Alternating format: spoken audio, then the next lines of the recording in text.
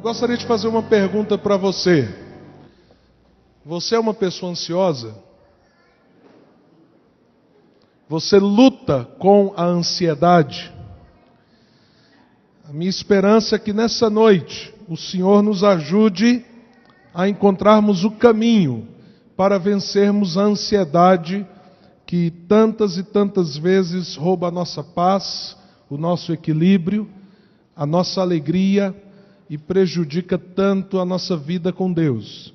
Eu preciso ser honesto em dizer que eu não posso ministrar essa palavra dizendo assim: olha, meus amados irmãos, sendo a pessoa tão tranquila como eu sou e calma, e tão controlada nos meus anseios, eu quero dizer para vocês o que vocês precisam fazer. Não posso pregar com essa pretensão, nem com essa atitude.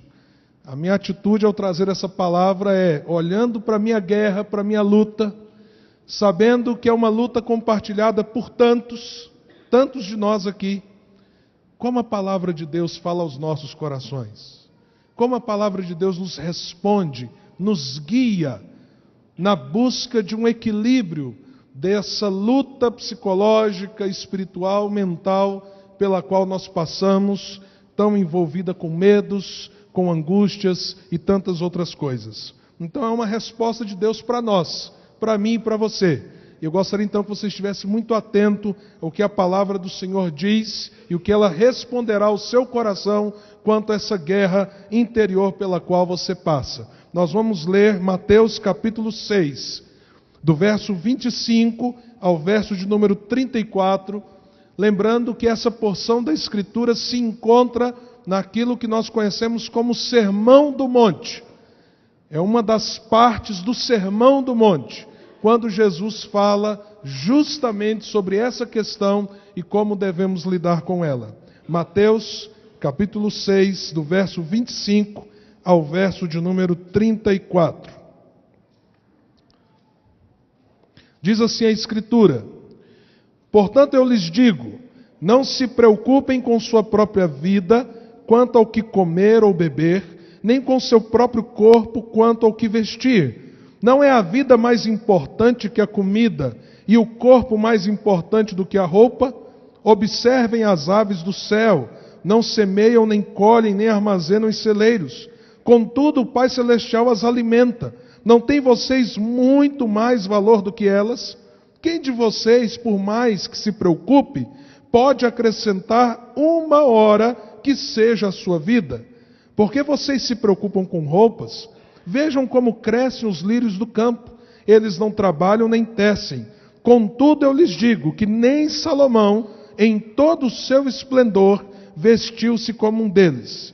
Se Deus veste assim a erva do campo, que hoje existe, e amanhã é lançada ao fogo, não vestirá muito mais a vocês, homens de pequena fé? Portanto, não se preocupem dizendo que vamos comer, ou que vamos beber, ou que vamos vestir, pois os pagãos é que correm atrás destas coisas, mas o Pai Celestial sabe que vocês precisam delas. Busquem, pois, em primeiro lugar o reino de Deus e a sua justiça, e todas estas coisas lhes serão acrescentadas.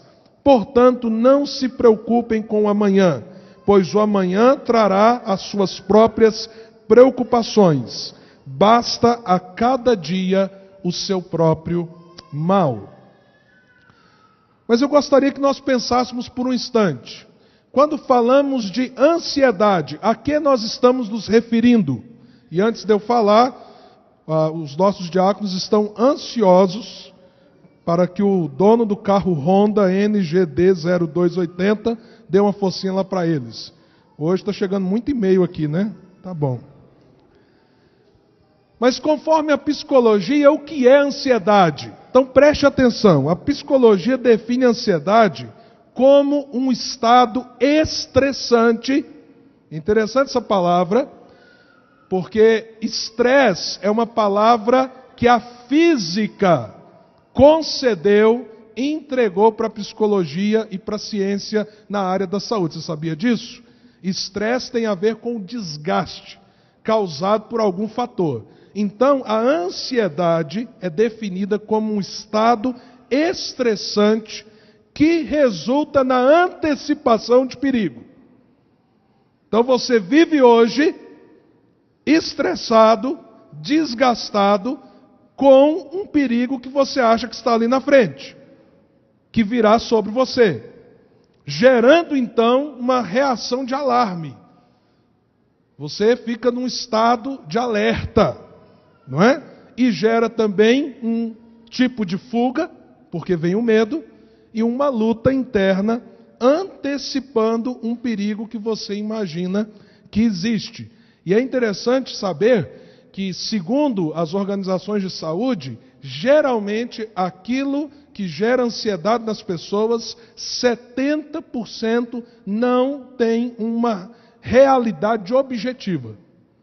Ou seja, no mínimo 70% do que te preocupa, se você é ansioso, não é algo que virá à existência, mas você está sofrendo, se desgastando, se remoendo e sofrendo por causa disso. E aí você tem um monte de sintomas que são gerados a partir da ansiedade. Vou citar aqui muito rapidamente alguns: dores musculares, incapacidade de relaxamento, sensação de bolo na garganta, falta de ar ou fôlego curto, exaustão mental e fadiga fácil, boca seca, sentimento constante de susto ou preocupação, náuseas, diarreia, irritabilidade, agressividade, frustração, vertigens, tonturas, sensações conflitantes, palpitações, redução da capacidade de concentração, nervosismo, abatimento, incapacidade para decidir. O pessoal deve pensar assim, quando eu falar isso aqui: não, o pastor está muito ansioso. Sudorese, demonstração de medo, falta de prazer e alegria e dificuldades, muitas dificuldades relativas ao sono. Tudo isso aqui pode ter como fonte a ansiedade. Então, saber como vencer essa condição emocional e psicológica é uma coisa importantíssima para qualquer um de nós. O psicólogo Alexandre Bess, psicólogo especialista em relacionamentos pela Universidade de Miami, ele disse o seguinte em uma das suas obras: a ansiedade é o pior de todos os males psicológicos. Aí ele diz o porquê. Ela é o gatilho, presta atenção nisso, a ansiedade é o gatilho para desencadear outros transtornos. Então, muita gente que está lutando com outros níveis de problemas emocionais e psicológicos teve e tem ainda a ansiedade como aquilo que starta o processo. Dentro do ponto de vista psicológico, podemos definir a ansiedade como um estado mental praticamente subjetivo, carregado de apreensão e recheado de incertezas. E aí ele diz aqui, subjetivo. Ou seja, às vezes você tem problemas, você tem lutas, mas toda a lógica de pensamento que você trabalha em torno dos seus problemas, das suas lutas, das suas dificuldades, em relação ao futuro, o que vai acontecer, como as coisas vão se processar, os medos que advêm disso, tudo isso é extremamente subjetivo, conforme a própria psicologia. E aí você pode ter muitas doenças psicossomáticas, gastrite, úlcera, colites, taquicardia, hipertensão, cefaleia, que é dor de cabeça, vários tipos de alergia, tudo isso provenientes de um grau muito acentuado de ansiedade na sua vida. E é muito interessante quando nós então voltamos para o texto e paramos para pensar que Jesus Cristo, há tantos séculos atrás, tratou dessa questão. Isso nos mostra que a luta contra a ansiedade não é uma coisa só do homem pós-moderno. Não é algo apenas relativo aos dias em que vivemos e ao contexto que estamos. Na época de Jesus, Jesus já está tratando e trabalhando essa condição e essa realidade na vida das pessoas. A palavra lá no grego, a palavra no grego para ansiedade é a mesma palavra para estrangulamento. Ou seja, se a gente for lá para o grego bíblico, o que Jesus falou foi assim: não estejam estrangulados por causa da sensação que a ansiedade gera e como ela age em nós, no nosso corpo, na nossa mente, no nosso coração. Mas como nós podemos vencer a ansiedade? Então, primeiro nós precisamos entender de onde ela parte. Jesus está nos dizendo nesse texto que a ansiedade, como a própria psicologia também diz, ela está muito relacionada à preocupação antecipada com o futuro. Observe que Jesus diz assim: não fiquem dizendo, que comeremos? Olha, o verbo está no futuro. Que beberemos? Que vestiremos? Ou seja, há uma angústia pelo medo, pelo receio, pela preocupação daquilo que irá faltar amanhã, depois de amanhã, daqui a um tempo. E Jesus então mostra que geralmente o que nos deixa ansiosos tem a ver com um tipo de substituição ou de inversão que nós fazemos naquilo que de fato é importante, daquilo que de fato é o centro da nossa vida, para aquilo que tem a sua importância, mas não é aquilo que precisa estar no nosso primeiro lugar de preocupações. Por isso ele diz assim: vocês estão preocupados com o que vocês vão comer, vestir? A vida não vale mais? O corpo não vale mais? Então, às vezes, nós estamos tão ansiosos por questões que para nós se tornam tão importantes, e elas têm o seu grau de importância, mas nos tornamos tão ansiosos por essas questões, que nós desvalorizamos a vida, desvalorizamos os relacionamentos, menosprezamos aquilo que temos, já é nosso, está aí, e é de Deus, é bom. Deveríamos louvar e exaltar a Deus, porque Deus já nos deu e nos concedeu como bem muito maior do que aquelas coisas que nos geram preocupação com o futuro. É como aquele pai que se preocupa tanto, por exemplo, em dar uma boa educação para o filho, ter condições de dar o melhor para ele, ter condições de pagar uma boa faculdade, ter condições de depois inseri-lo no mercado de trabalho. Só que o menino tem 3 anos de idade. E no momento que o menino está precisando é do pai, é do colo, é do beijo, é do abraço. Mas ele está tão preocupado. Daqui a pouco, é só 10 anos, ele já tem 13. Mais 10, ele tem 23. Então eu tenho que trabalhar, eu tenho que fazer as coisas acontecerem. Como é que vai ser o futuro da minha família? Como é que vai ser o futuro desse menino? E está ali a bênção, a dádiva de uma criança que a gente pode ver rir, chorar, que a gente pode brincar com ela, que a gente pode interagir. E esse tempo que nós teríamos, essa oportunidade está passando, mas a nossa preocupação com o futuro é tão grande, e essa antecipação que nos leva à angústia é tão grande, que nós perdemos o hoje. Dádivas, presentes de Deus que são tão maravilhosos e que nós precisamos usufruir.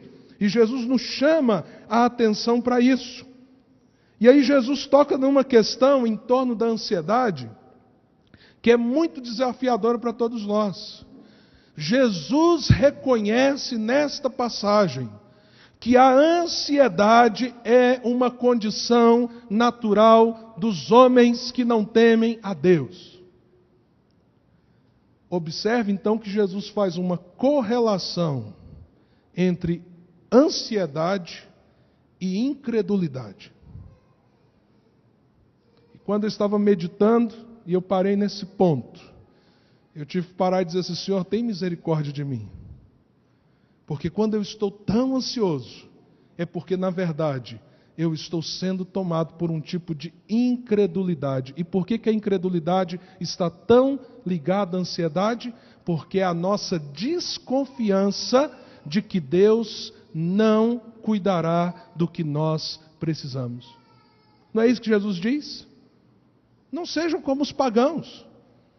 Ou lá no original, os gentios, aqueles que não possuem fé. E aí Jesus nos dá o centro, o cerne de qual deve ser a nossa busca. E isso é uma coisa maravilhosa. E ele diz assim: busquem então, em primeiro lugar, o seu reino e a sua justiça. E aqui Jesus está nos chamando à fé.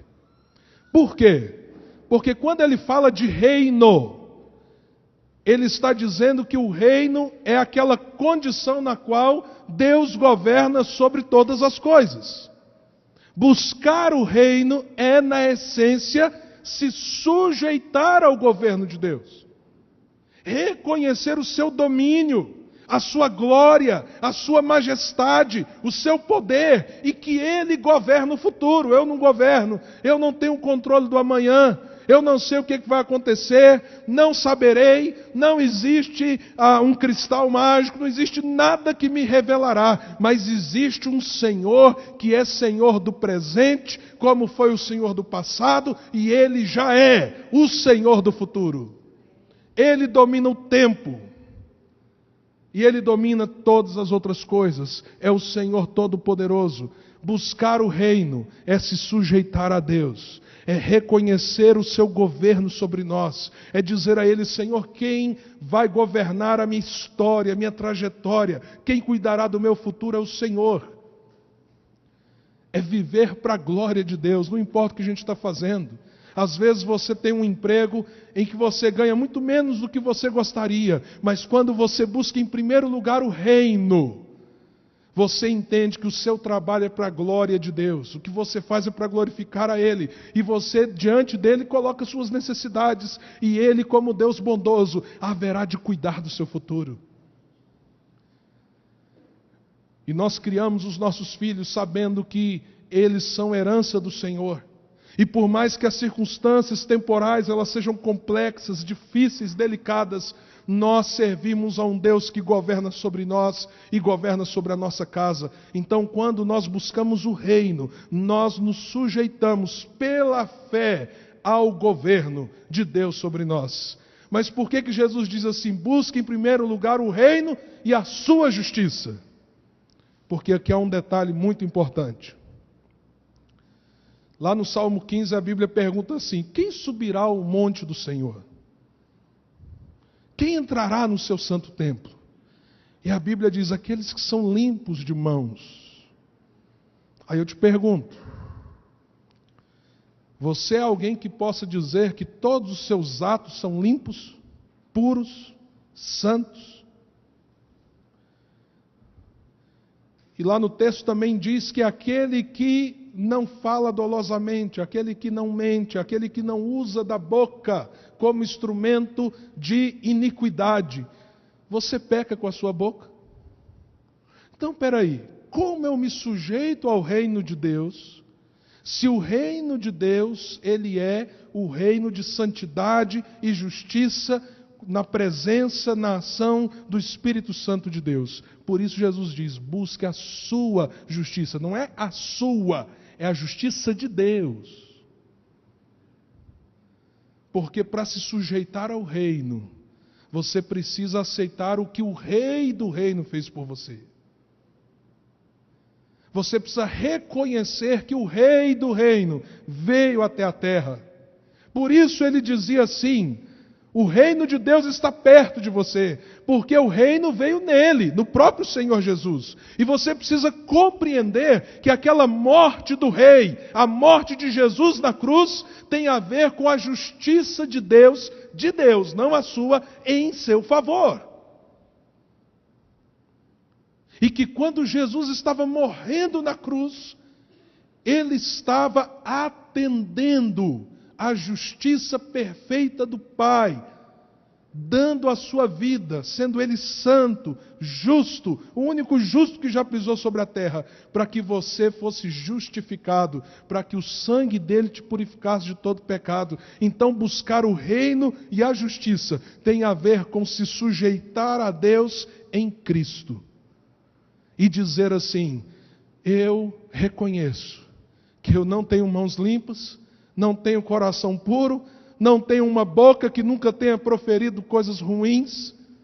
Pelo contrário, a minha vida está cheia de pecados e iniquidades. Então, se não for a justiça do Senhor, pela minha justiça, eu não tenho nem como me apresentar diante de Ti. Há muitas pessoas que têm dificuldade de entender por que Jesus Cristo morreu.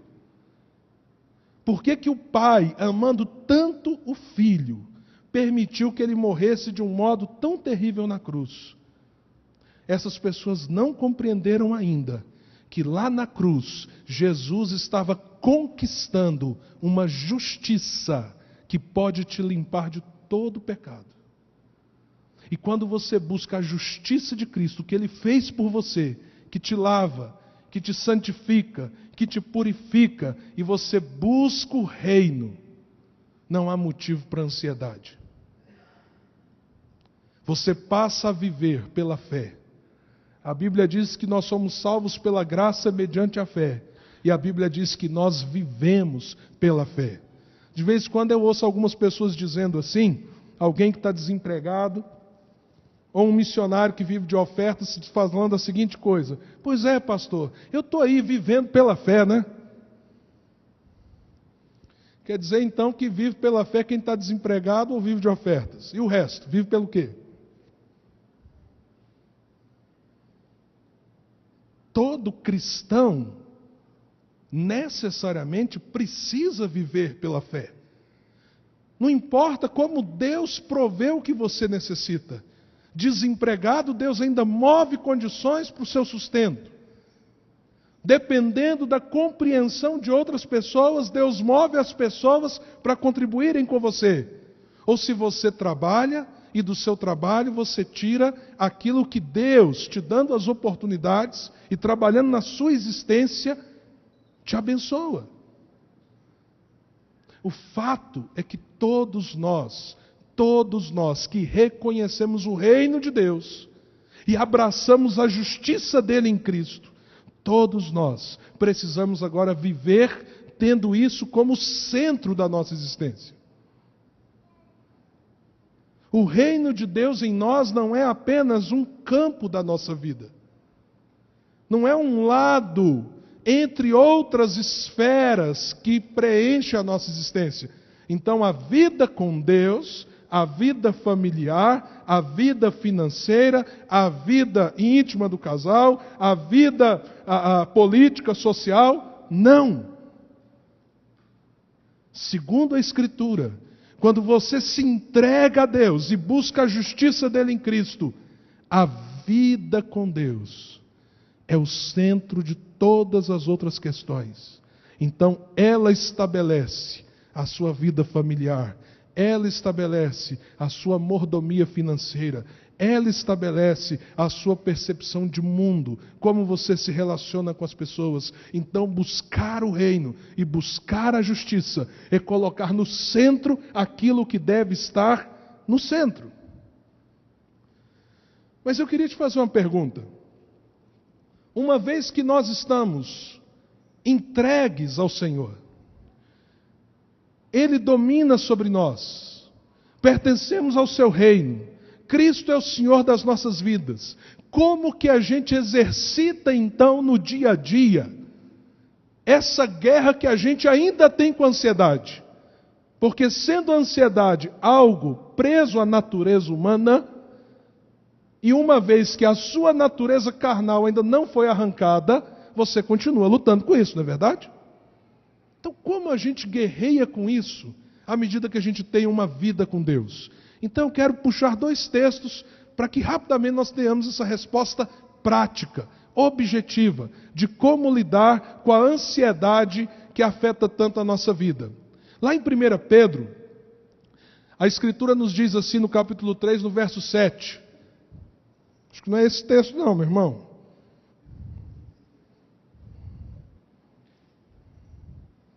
Vamos lá em 1 Pedro capítulo 4.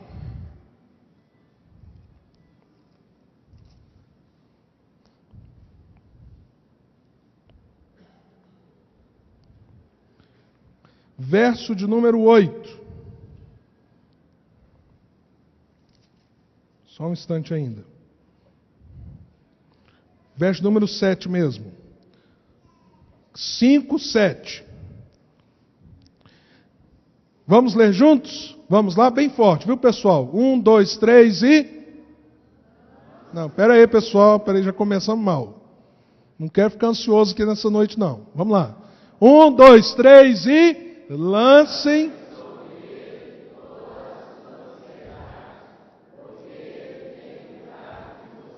Olha o que a palavra de Deus diz. Jesus nos disse lá no Sermão do Monte, que esse estrangulamento da luta com a vida precisa ser vencida quando a gente se coloca debaixo do reinado de Deus e debaixo da justiça de Cristo, que Ele conquistou para nós. Agora, o que a Bíblia continua dizendo? Então, como você tem uma vida em Jesus, lance sobre Deus a sua ansiedade, porque Ele tem cuidado de você. Então, a primeira coisa que nós precisamos reconhecer: Deus é a fonte em que nós podemos arrancar a ansiedade que nos atormenta. É nele que nós devemos lançar. É nele que nós devemos confiar. É a Ele que nós devemos recorrer. Mas eu volto a perguntar.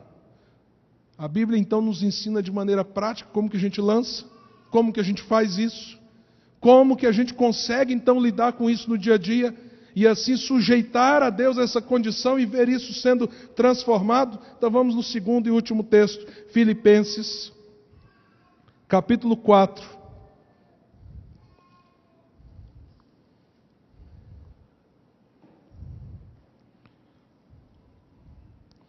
A partir do verso 6. A Bíblia começa dizendo assim: não andem ansiosos pelo que, gente? Por coisa alguma. Olha que coisa tremenda. Não andem ansiosos por coisa alguma. E aí continua. Mas em tudo, pela oração e súplicas e com ações de graças, apresentem seus pedidos a Deus.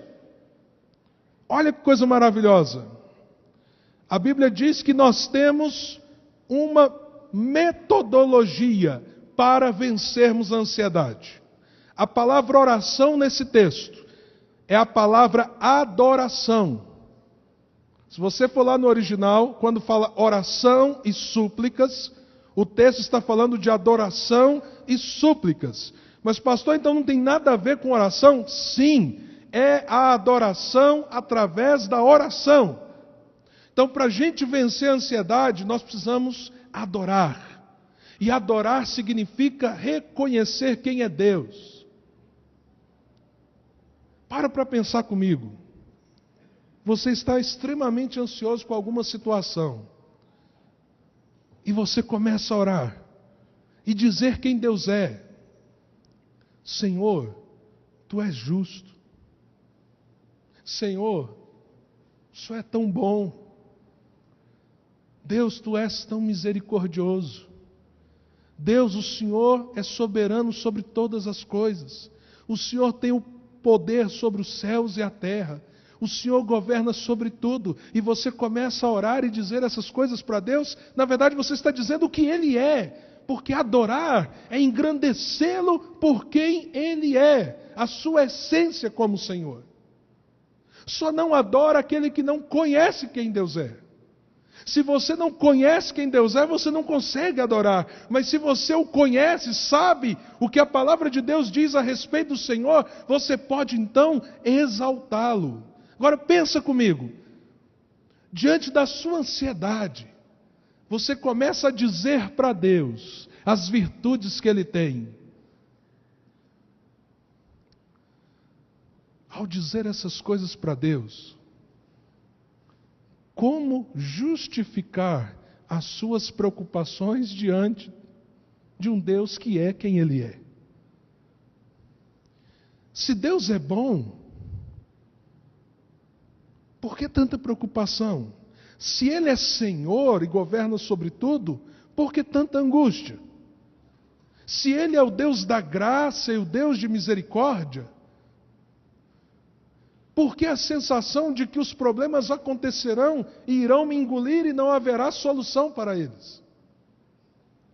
E a gente começa a perceber que nós vivemos um medo, cuja resposta existe para esse medo no caráter de Deus e em como Ele se relaciona conosco. Mas aí o texto também diz para a gente orar e a gente suplicar a coisas dolorosas, a situações que nos marcam, que nos ferem. Por exemplo, muitas pessoas que estão lutando com a ansiedade, estão lutando com isso num nível muito profundo, por situações traumáticas e difíceis pelas quais elas passaram. É o medo de reviver o terror, é o medo de reviver a dor, é o medo de reviver aquela sensação de insegurança lá de trás. E aí, quando a gente diz isso para Deus, quando a gente pega as dores e lança aos pés da cruz, quando a gente diz para Deus, Deus, tem misericórdia de mim, eu não estou conseguindo lidar com essa lembrança, com esse pensamento, eu não estou conseguindo me relacionar com o sentimento que eu tenho. Eu me lembro, por exemplo, uma vez que eu fui assaltado num autoatendimento do Banco do Brasil. 2 bandidos chegaram, um colocou um revólver no meu peito, ele estava drogado, e o outro ficou de lá dando suporte para ele. E eu tenho uma tendência, cada um reage de um jeito às situações. Eu sou aquele tipo de pessoa que quando eu estou numa situação de muita tensão, eu consigo reagir muito racionalmente. Aí depois eu sinto o baque, depois que passou. Então eu fiquei assim, naqueles segundos em que a coisa estava acontecendo. Dá para reagir? Não dá para reagir, a arma vai cair, o outro vai pegar, não dá para fazer nada, o que eu vou fazer? Aí o cara falou assim, passa a carteira. Aí eu pensei, vou falar com ele, tentar argumentar para ver se ele deixa pelo menos os documentos. Que não tem nada. Argumentei com o cara, ele jogou a carteira do lado, pegou a chave do meu carro e falou assim, rapaz, meu carro está lá, está com a minha família, o que você vai fazer com o meu carro? Joga essa chave aí, eu não vou atrás de você não. Então isso tudo passou na minha cabeça, eu consegui administrar. Aí depois, no outro dia, fui no banco, né? Engraçado quando você se vê naquelas cenas que passam na televisão, você lá no caixa, né, filmando assim de cima para baixo, né? Inclusive naquele dia eu descobri que eu já estava ficando careca. Né? E aí você vai na polícia, eles passam lá um monte de coisa para você reconhecer alguém, e o cara lá de capacete, mas difícil. Mas uma coisa que me chamou muita atenção, passado um bom tempo, eu entrei num autoatendimento da Caixa Econômica Federal, e quando eu estava lá, um camarada de capacete entrou dentro do autoatendimento. Irmãos, subiu aquele frio na espinha, eu falei assim, é agora. É agora que vai acontecer de novo. E dessa vez eu vou morrer. Aí a minha cabeça funcionou o inverso de quando a coisa estava acontecendo lá. Passou 1000 pensamentos de morte, coisa terrível. Eu não conseguia ter controle daquela sensação. Ela veio, ela me tomou. E durante um bom tempo, eu entrava num autoatendimento, né, sempre olhando, né? E se parasse uma moto, a primeira coisa que eu olhava, será que vão tirar o capacete? Porque se tira o capacete é um sinal de que provavelmente a pessoa está ali para movimentar a conta e não para roubar ninguém. Então as situações geram reações em nós. E nós devemos então, além de adorar, suplicar, colocar a dor, colocar a angústia, colocar o peso, colocar aquilo que nos relembra lá atrás, mas nos enche de medo com o que está lá na frente. Na expectativa de que o Senhor cure as nossas dores. E aí o texto diz, com ações de graças, não andem ansiosos, mas orem e supliquem com ações de graças. Gente, um coração agradecido tem grande poder contra a ansiedade. Esse mês é um mês que a gente tem o Dia Mundial de Ações de Graças. Última quinta-feira de novembro. E eu fico pensando, toda vez eu volto a essa data, vem ao meu coração, Senhor, eu tenho sido agradecido como eu devo ser. E aí quando você para e olha na sua vida, você para e pensa, o que eu tenho para agradecer? Há tanta coisa para a gente louvar a Deus. E aí o Senhor nos orienta através da sua palavra não apenas dar graças em tudo, mas também apresentar os nossos pedidos a Deus. Meus irmãos, nós temos liberdade com o Pai. Deixa eu te dizer isso. Você tem um Pai que te ama.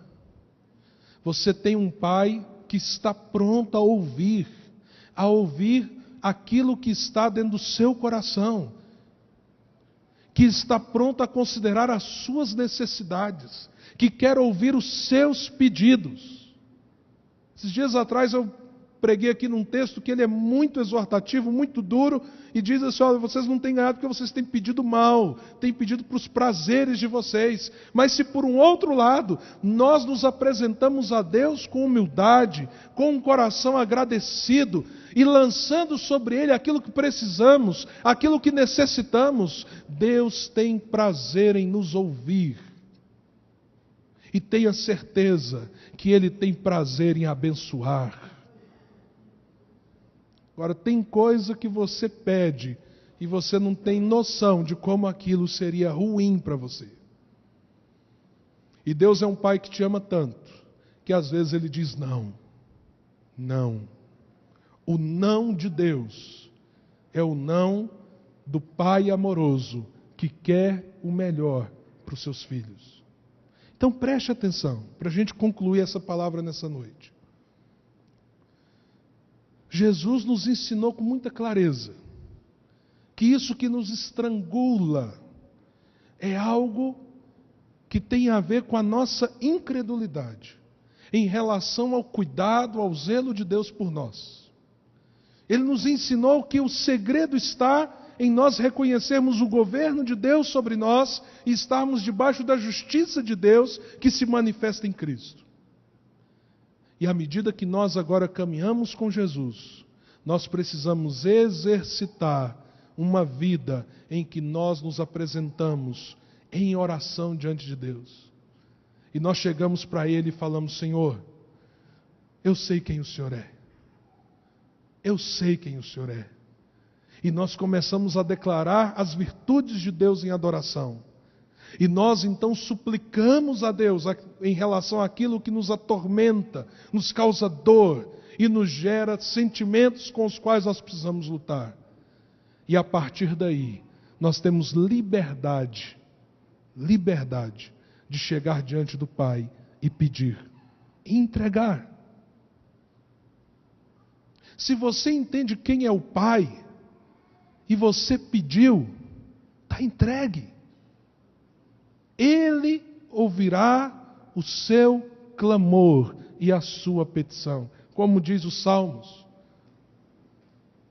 Os Salmos louvam o Senhor, porque Ele ouve a oração e atende o nosso clamor. Esse é o Deus que nós servimos. E aqui em Filipenses 4, o texto então diz o resultado. Olha o resultado, coisa maravilhosa, verso de número 7. E a paz de Deus, capítulo 4, verso 7. E a paz de Deus, veja só, paz é a condição contrária à ansiedade. A ansiedade te rouba a paz, gera o medo, gera a insegurança. O que o texto está dizendo? Você então coloca a sua ansiedade diante de Deus, o adora, suplica a Ele, faz isso com gratidão no coração e apresenta a sua necessidade a Ele. Aí o texto diz: e a paz de Deus, que excede todo entendimento, guardará o coração e a mente, porque a luta com a ansiedade é na sua mente. Guardará então o seu coração e a sua mente em Cristo Jesus. E aí ele dá mais um conselho maravilhoso aqui. Então, irmãos, finalmente, tudo o que é verdadeiro, tudo que é nobre, tudo que é correto, tudo que é puro, tudo que for amável, tudo que é de boa fama, se houver algo de excelente ou digno de louvor, pensem nessas coisas. Aqui está o segredo para a gente vencer a ansiedade. Quero compartilhar com vocês e desafiá-los, como eu desafio a mim mesmo, a fazer isso de modo prático. Não há nada que resgate mais a paz no meu coração quando a angústia me toma e eu pego o meu violão, sento em algum lugar e eu começo a louvar, a adorar. E às vezes eu paro ali um pouco e começo a dizer: Senhor, está tão difícil isso. Senhor, está tão pesada essa situação. E aí, quando você começa a adorar, de um modo muito natural, o seu coração vai se enchendo de gratidão e de louvor. E isso gera intimidade. Gera intimidade com Deus. E essa intimidade te leva à liberdade de dizer: então, Deus, o Senhor conhece o que eu preciso. Estende a tua mão. Me abençoa. Aí, ao invés da gente ficar como um louco correndo, por exemplo, que a gente se preocupa com o filho da gente, a gente diz: Deus, tem coisa que eu não controlo. Cuida do meu filho, cuida da minha filha. E uma relação mais profunda começa a destruir a ansiedade e gerar paz. Paz no coração. Paz diante de Deus. Alegria no Espírito Santo. E o que acontece com a incredulidade? Com a desconfiança do cuidado de Deus? Essa noite pode ser um passo de muitos outros. Você pode exercitar isso agora, mas levar isso para a sua casa, para a sua empresa. Levar essa atitude, essa busca sincera de Deus em oração, essa sujeição ao seu governo e essa busca pela justiça aonde quer que você esteja. Minha vida está firmada em Jesus. Deus governa sobre mim. É a Ele que eu vou adorar, é nele que eu vou esperar, é nele que eu vou confiar. Vamos ficar em pé. Talvez você chegou nessa noite aqui lutando muito com ansiedade, com uma guerra muito grande dentro de você, com medos, inseguranças,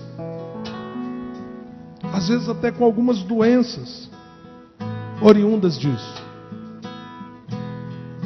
Mas eu creio que o Senhor pode tirar de você esse peso, tirar de você isso que está te sufocando, que está te apertando, e Ele pode resgatar a paz de Cristo, que excede todo o entendimento. Ele pode trazer você para uma condição nova diante dEle, e aí você vai adorá-lo amanhã, depois de amanhã, durante toda essa semana, e fazer disso um modo de vida, um estilo de vida, uma caminhada com Jesus, para que a ansiedade não destrua mais você, e para que a paz de Deus esteja sobre você continuamente. Esse cântico nos lembra como Deus cuida da gente, e eu queria que, em nome de Jesus, se há um medo que tem te tomado, se há uma situação que tem te aprisionado, nesse sentido que nós ouvimos nessa noite, eu quero desafiar você a colocar isso em oração diante do Senhor, no altar dele, e nós vamos entregar isso, para que você saia dessa noite aqui em paz no Senhor, e nessa paz você vença toda incredulidade e tudo que gera em você tanta preocupação e insegurança, depositando nele total confiança nessa noite. Vamos cantar. Enquanto cantamos, se esse é o seu caso, você vem à frente, nós vamos orar juntos, para que Deus nos tire toda a ansiedade do coração e resgate em nós um coração de adorador, cheio de gratidão e louvor a Ele.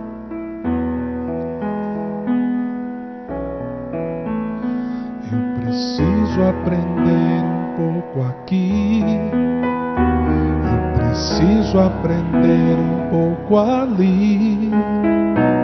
Eu preciso aprender mais de Deus, porque Ele é quem cuida de mim.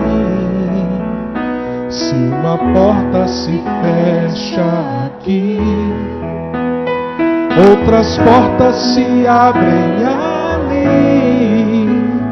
Eu preciso aprender mais de Deus, porque Ele é quem cuida de mim. Deus cuida de mim. Declare isso. Deus cuida de mim, à sombra das suas asas. Deus cuida de mim. Eu amo a sua casa e não ando sozinho, não estou sozinho, pois sei, Deus cuida de mim. Deus cuida de mim, à sombra das suas asas. Deus cuida de mim. Eu amo a sua casa e não ando sozinho, não estou sozinho, pois sei, Deus cuida de mim. Aleluia. Coloque sua vida diante do Senhor, entregue a Ele sua ansiedade, que tem te gerado preocupação, angústia no seu coração. Deposite aos pés da cruz do Senhor.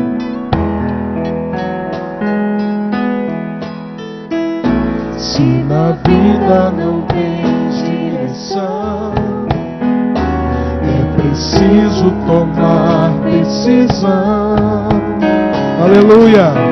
Eu sei que existe alguém que me ama, Ele quer me dar amor. Obrigado, Senhor.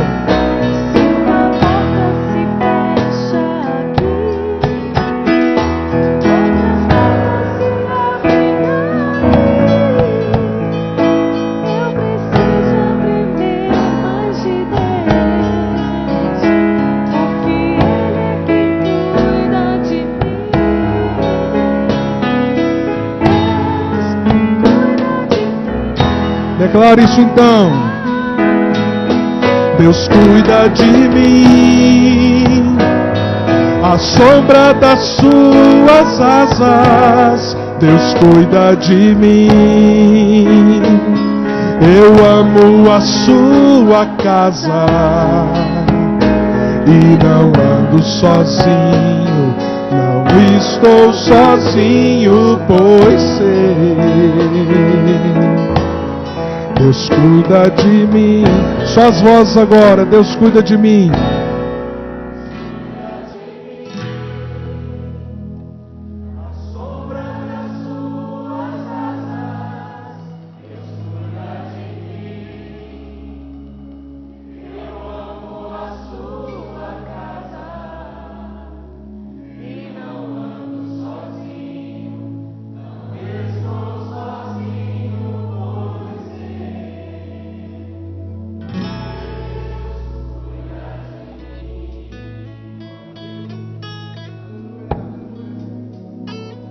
Quero fazer essa oração, mas quero que você tenha ela como uma referência das orações que você também pode fazer na sua casa.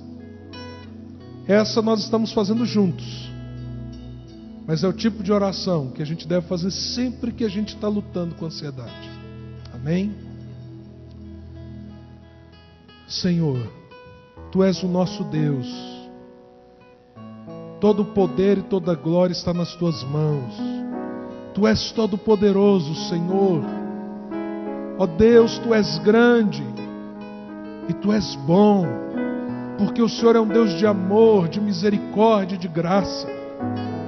Ó Deus, ao mesmo tempo que o Senhor ama tanto, o Senhor é tão justo, tão fiel, tão verdadeiro. Te bendizemos, ó Pai, por quem Tu és. Toda glória, toda honra sejam dadas ao Teu nome. Mas, ó Pai, Tu conheces os nossos medos, o Senhor conhece as nossas angústias, o Senhor sabe, ó Pai, como algumas coisas que estão pela frente nos trazem segurança, e nós queremos dizer, ó Pai, que isso revela que nós não temos confiado em Ti como devemos confiar, porque o futuro pertence a Ti. Então nós rendemos a Ti tudo aquilo que nos angustia, tudo aquilo, ó Pai, que tem trazido sobre nós um peso, que tem feito a gente viver a angústia do futuro no presente, e tem nos roubado a força, a coragem, a ousadia para vivermos por fé. Por isso, nessa hora, nós rendemos a Ti todas essas coisas. E, ó Pai, nós queremos Te bendizer, porque por mais que nós possamos lutar com a ansiedade, com as preocupações, nós reconhecemos a Tua bondade. O Senhor tem sido bom para conosco, ó Pai. O Senhor tem nos abençoado com família. O Senhor tem nos dado a vida.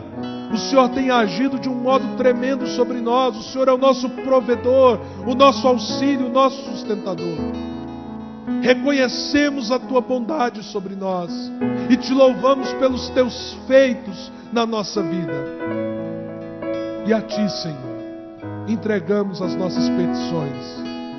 Ó Deus, aqui tem tanta gente com tantas realidades diferentes, e nas suas realidades com necessidades tão diferentes de uns para com os outros. Mas nós Te louvamos porque o Senhor nos conhece, cada um na sua individualidade, na sua realidade mais pessoal e mais íntima. E nós colocamos então todas as nossas necessidades diante de Ti, porque sabemos que oramos a um Pai bondoso. Como diz a canção que entoamos ao Senhor, o Senhor cuida da gente, e nós somos colocados debaixo das Tuas asas. Então nós estamos seguros nas Tuas mãos. Oh Senhor, louvado seja o Teu nome. Que toda ansiedade caia por terra dos nossos corações e das nossas mentes nesse momento. Nós clamamos por isso, ó Pai, em nome de Jesus. Amém, Senhor.